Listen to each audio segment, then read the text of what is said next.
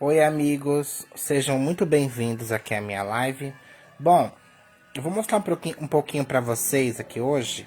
Bom, para quem não sabe, né, meu nome é o Jim e eu vou mostrar para vocês um pouquinho do processo do lápis lazuli pigmento. Eu estou aqui quebrando pedras, né? Ó, tem lazurita, lápis lazuli. A lazurita nada mais é do que um lápis lazuli, só que na forma mais pura.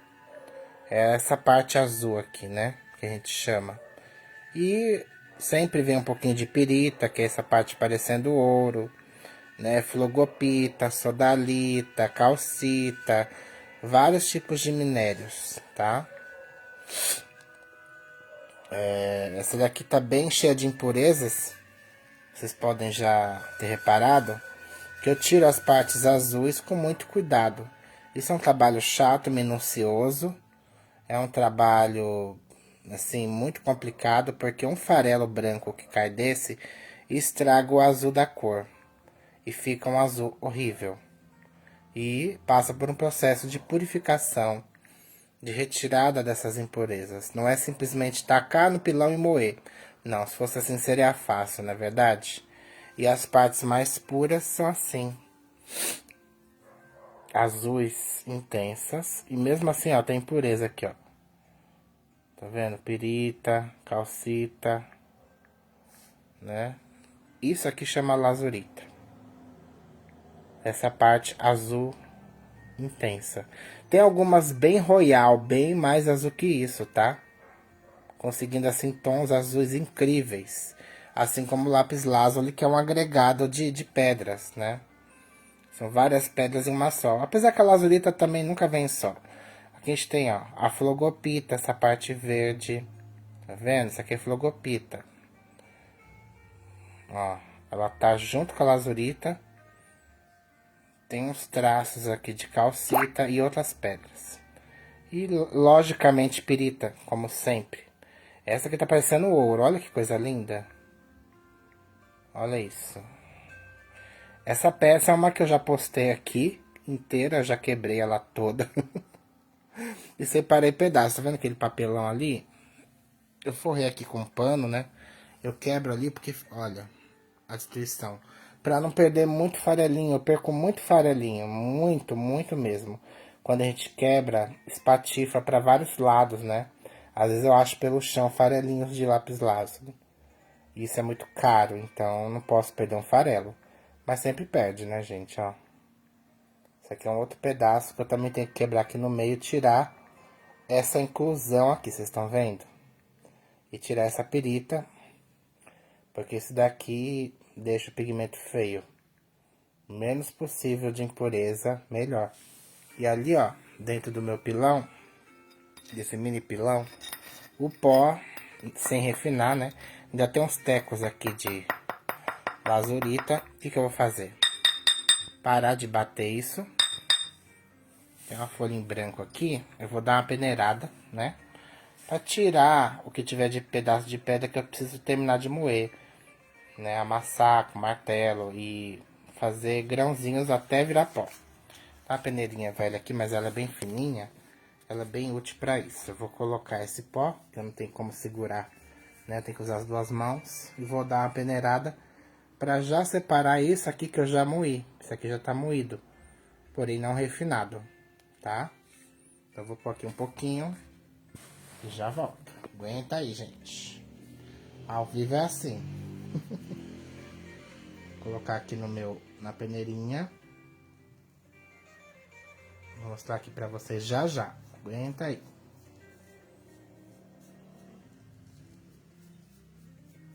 Coloquei. Não tudo, mas coloquei uma boa parte, ó. Tá vendo? E aqui vai passar só o que tiver mais fino, né? Não é uma peneira profissional, é só para a primeira etapa, para tirar as partes mais grossas e deixar por cima para terminar de moer. Depois ela passa por uma peneira ultra fina, né? Que só sai o pó fino mesmo, não passa nada que tiver grossinho. E a gente reserva isso daqui e vai depois lavar isso aqui para separar as impurezas, né? Eu vou terminar de peneirar e já mostro pra vocês aqui. Deixa aqui.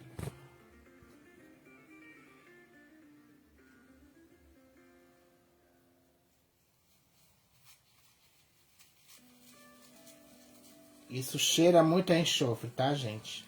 Por quê? Porque tem enxofre. A perita em si é um sulfeto de enxofre, né? De enxofre não, sulfeto de ferro, desculpa. Tá? Que é um sulfeto porque tem enxofre, né? De ferro. E aqui, eu vou mostrar pra vocês. E a pedra lápis lazuli, lazurita, quanto mais azul ela for, mais enxofre ela vai ter na sua composição, tá? Você vê ela bem azulona? Ela tem muito enxofre. Então, o que que acontece?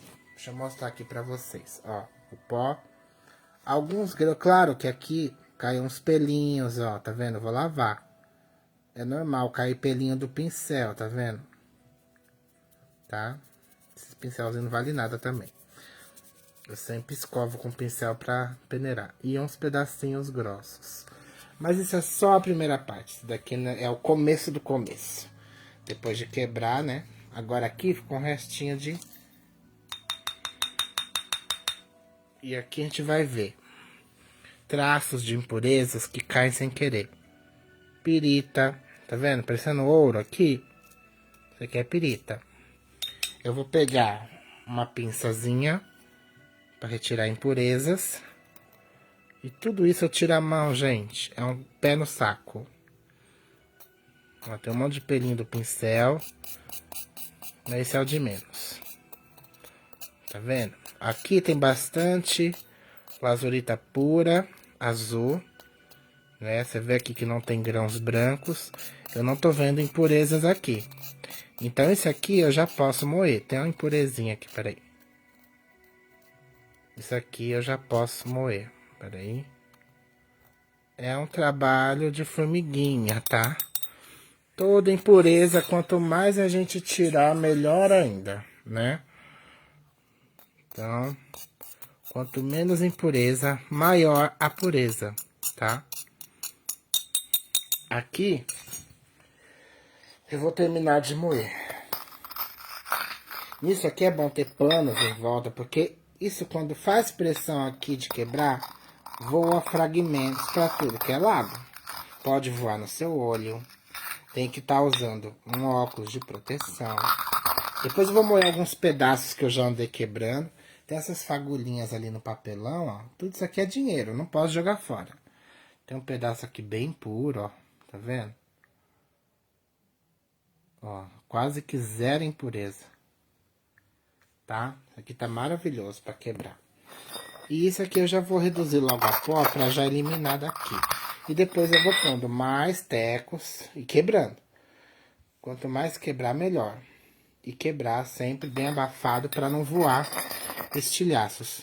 Uma curiosidade disso aqui, quando a gente moe, o cheiro de enxofre é característico, tá? Vou tentar bater devagar para não ficar voando aqui. Ó, tá vendo? Vou quebrando devagarzinho, porque é duro, tá? Não é molinho, não. Antes fosse, né? Se fosse que nem barro, tava bom. Mas a dureza é alta, ó. Voa um pedaço aqui pra fora, tá vendo? Então, assim, sempre vai voar. Tô batendo com cuidado, com leveza. E sempre vai voar. Às vezes eu ponho um pano em volta aqui e vou assim, tá? É que agora não tem como fazer isso. Então, eu tô pondo força aqui. Mas não vai ter como fazer muita coisa falando e segurando a câmera. Então, é característico o cheiro de enxofre, tá? Dessa pedra, quando a gente moe, tá? Sobe um cheiro muito forte de gás, de enxofre, porque realmente quanto mais azul, mais você vai sentir esse cheiro de enxofre. Isso só quando a gente moe. O pigmento em si, depois de lavado, depois de refinado, ele fica... Eu não sinto o cheiro de enxofre, não. Quase zero, bem pouquinho.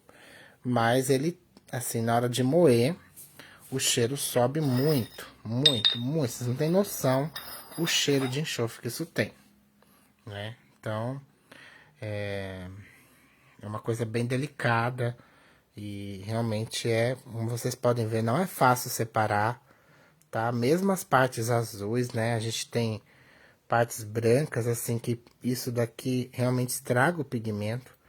Eu tenho que raspar isso aqui, ó, com muito cuidado. Tirar, quebrar em fragmentos pequenos. Separar os fragmentos para ver se não tem essas inclusões dentro. Se ele realmente por dentro ele está assim azul. Ele não pode ter tipo esses veios, ele não pode ter isso. Então eu vou quebrando de farelinho. Farelinho que nem ali. Esses pedacinhos. Isso aqui ainda é grande, tá? Farelinho mesmo. Porque uma sujeira dentro é uma impureza a mais que vai sujar a cor. E a gente não consegue alcançar a beleza do azul mais intenso. Sabe a regra do menos é mais? Então, nisso aqui o menos é mais, tá? Se você quiser moer tudo, aproveitar 100%, você não vai ter algo bom, você vai ter algo ruim ou mediano.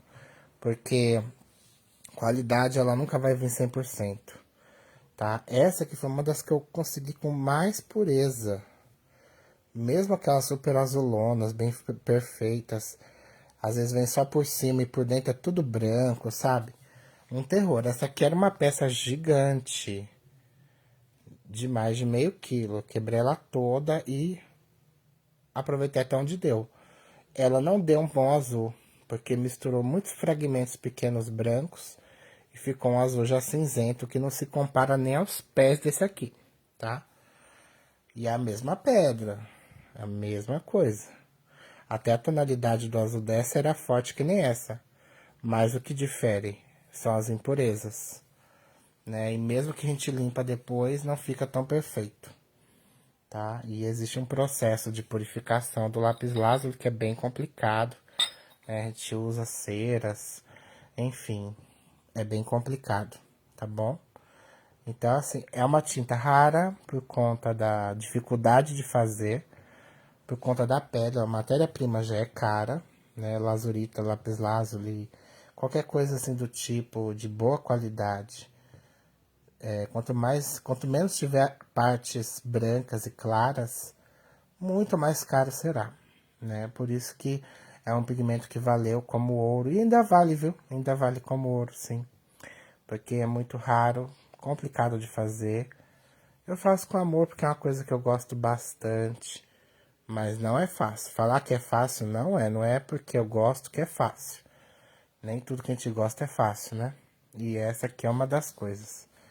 E quebrar cada pedrinha, destrinchar, separar, ó. Separar isso aqui, ó. Isso aqui eu vou ter que cortar, eu vou ter que tirar isso aqui. Ó, tirar essa parte. Separar as melhores partes para ter um azul puro. As medianas, que não tem às vezes nem como separar, que tá muito entranhada com, né, assim, ó. Aí vão ficar medianas mesmo, mas aí rende um outro tipo de azul, um outro tom. Só que um tom mais feio, não é um tom mais cristalino.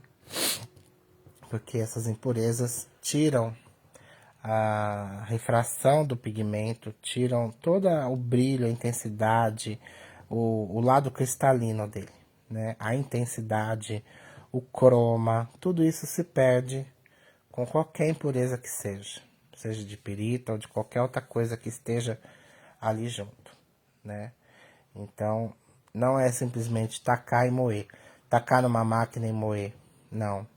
É um processo bem delicado, de um material que já é raro, já é caro, e o processo dele também acaba sendo caro, né? Porque além disso aqui, não é só isso aqui, tá? Não é só moer não, tá?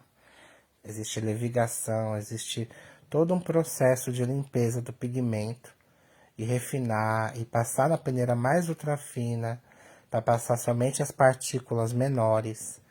Não é para qualquer um, tá? Tem que saber, que senão você perde a pedra, perde o pigmento, e aí nenhum nem outro, né? Então, eu vim só mostrar um pouquinho, eu não vou mostrar como é que faz, porque existem vários passos, não tem nem como eu gravar isso, né? É só para vocês entenderem mais ou menos como funciona, né? Tem processos que mostram na internet, vocês podem ver. Mas isso aqui vocês estão vendo um brasileiro fazendo, que é coisa rara, né? Porque eu não vi nenhum brasileiro até hoje fazendo essas coisas. tá? Não é querendo me gabar, mas eu não vejo, né? Eu não vejo. Isso aqui eu já faço há muitos anos, são muitos anos de prática, são muitos anos de estudo. Eu conheço muito bem uma pedra que vai servir, que não vai servir, né? E eu já conheço no olho. Depois que eu pego, que eu destrincho a pedra, eu já sei. E é realmente aquilo que eu achava, tá? Então eu já conheço cada veio, cada detalhe, o que que vai prestar, o que que não vai, né?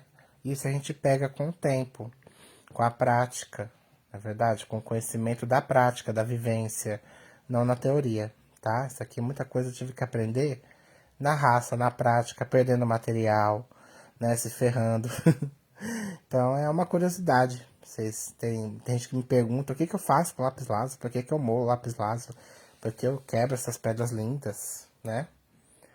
Para isso, para fazer uma tinta que fica um azul maravilhoso, o ultramarino antigo, dos antigos mestres, né? Os antigos mestres da pintura usavam esse azul aqui, tá, gente?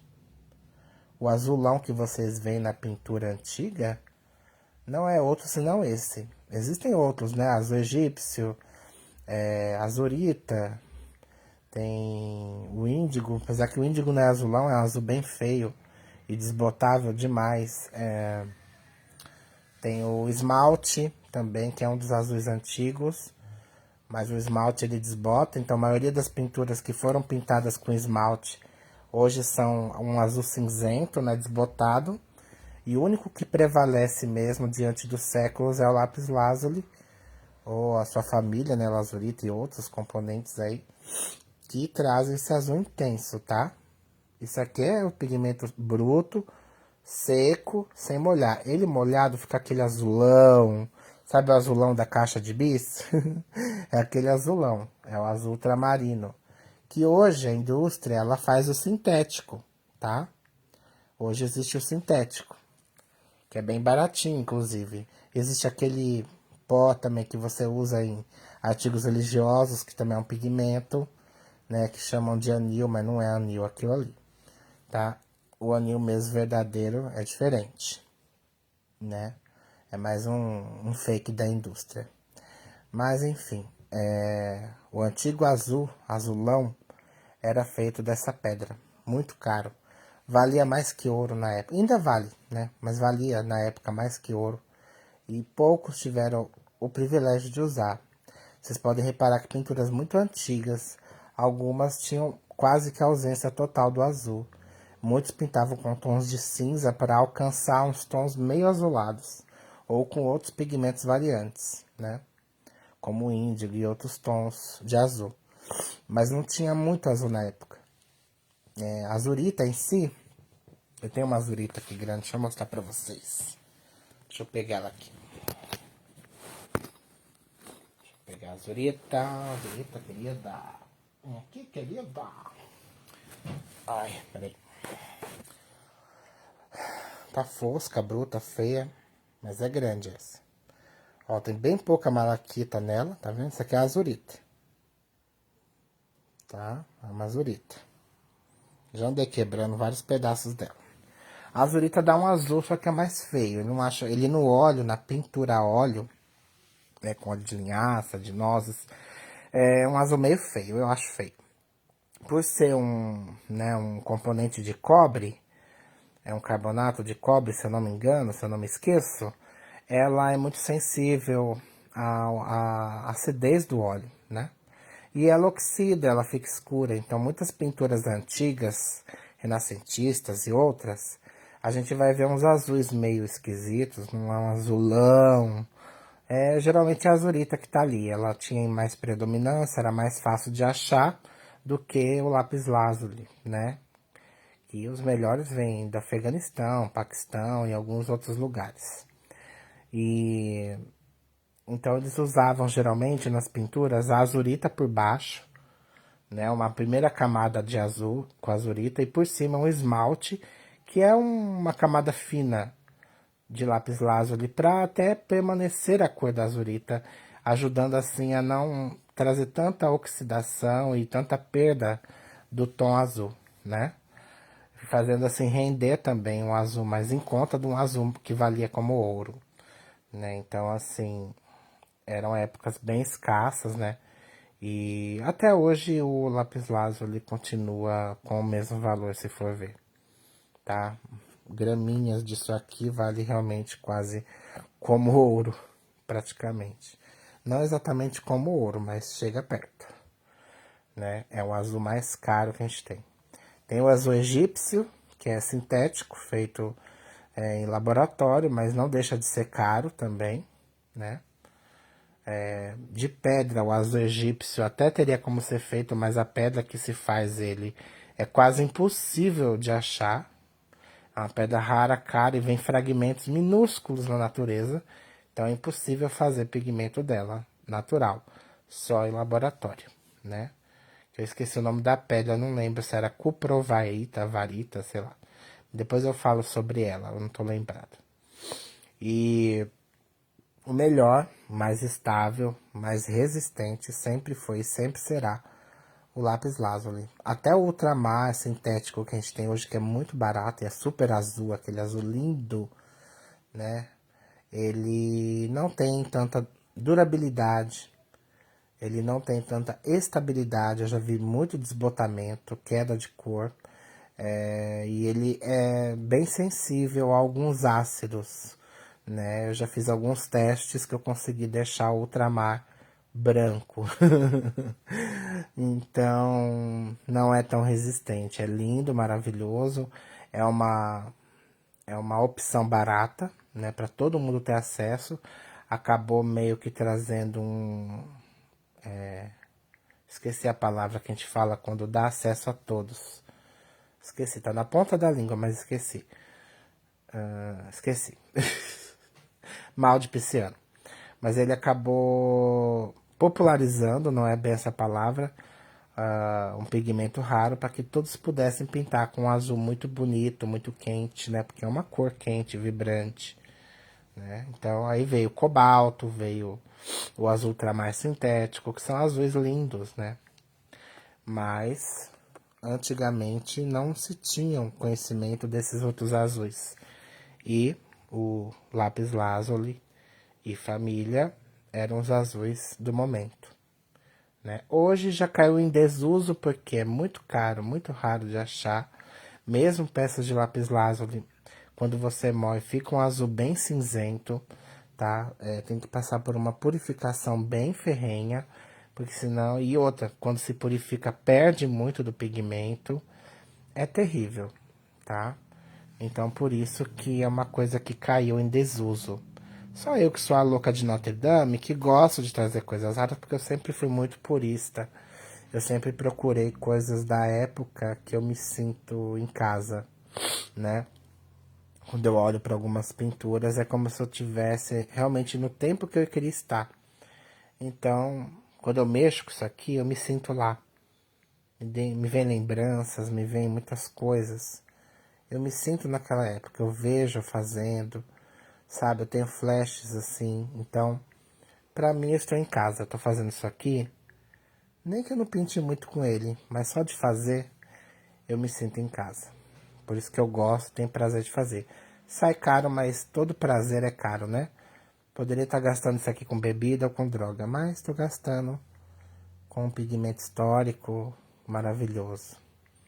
Uma cor vibrante e não se compara ao ultramar sintético. Apesar de parecidos, a textura é totalmente diferente, a cor do pó, depois de pronto, não tem nada a ver um com o outro. Somente o nome, ultramarino, né? Que vem de ultramar, que o lápis lazuli é o azul ultramar, porém natural, não é o feito em laboratório, que é um pó ultra fino, bem azul, mais azul que esse, né? Muita gente já conhece ele. E é isso, gente. Vim mostrar um pouquinho só desse meu trabalho. Não tem como eu estar trabalhando e mostrando pra vocês, né? Porque eu não tenho ajudante e nem quero também, porque não vale a pena. Pra isso, não. Então eu vou fazendo o que dá. Mostro pra vocês, tá? Pra vocês conhecerem um pouco de perto, participar um pouquinho da minha vida. Não sou nenhum artista, nenhum famoso, mas é interessante compartilhar um pouquinho, né? Porque que adianta só guardar para si a vida inteira, também não adianta. Mostrar para as pessoas um pouquinho, para entender também a dificuldade de fazer, de conseguir, que não é uma coisa fácil, não é verdade? E é isso, uma aulinha breve sobre o lápis lazuli, uma aulinha breve sobre os pigmentos azuis antigos, principalmente o principal deles, o mais caro, o mais disputado, um pigmento de elite, né, que só os ricos tinham acesso a isso, né, e realmente virou uma coisa popular quando se fez o sintético dele, né, que é o ultramarino ou ultramar sintético, que hoje é muito baratinho, qualquer um compra, né.